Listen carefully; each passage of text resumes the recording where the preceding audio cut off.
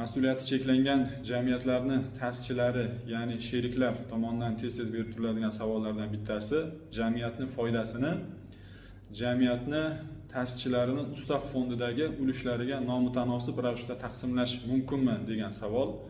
Misol sifatida keltiramiz.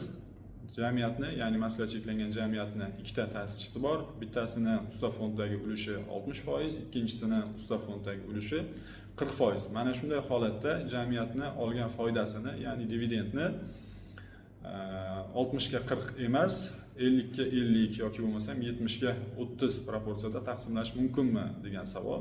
Deylik, o'sha 60% ulushga ega bo'lgan ta'sischi 50% foydani olishi mumkinmi yoki 70% foyda olishi mumkinmi degan savol.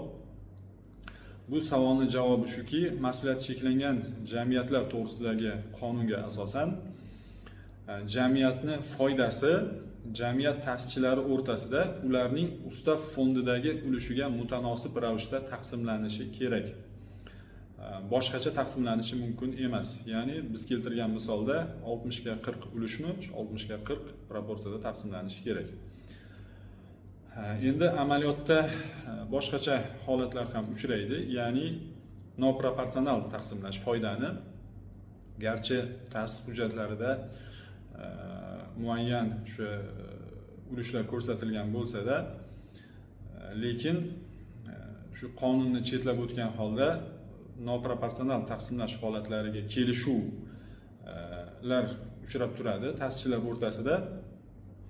Lekin bu odatda og'zaki ravishda kelishiladi ta'sischilar o'rtasida, chunki qonunda aniq belgilab qo'yilgan, uni chetlab o'tish yo'lini bilmaydi ta'sischilar va og'zaki kelishiladi. Bunga har xil sabablar bo'lishi mumkin. Masalan, ba'zi ta'sischilar korxonaning faoliyatida shu moddiy ulush kiritishdan tashqari o'zini mehnat faoliyati bilan ishtirok etishi mumkin yoki obro'si uni korxonaning faoliyatiga ko'proq foyda keltirishi mumkin. Tanish bilish orqali korxona ko'proq foydaga erishishi mumkin. Mana shunaqa holatlarda moddiy ulushdan tashqari nomoddiy ulushi bilan qatnashadigan ta'sischilarga ba'zi holatlarda o'zini ustav fondiga kiritgan ustav fondidagi ulushidan ko'proq foyda berish nazarda tutilishi mumkin. Amaliyotda shunaqa holatlar uchrab turadi. Endi savol paydo bo'ladi, mana shunday holatlarni qonuniy rasmiylashtirib qo'yish mumkinmi degan savol paydo bo'ladi. Albatta mumkin. Buni qonuniy yechimlari bor. Qonuniy yechimini qilish uchun har bitta holatga alohida yondashuv kerak bo'ladi.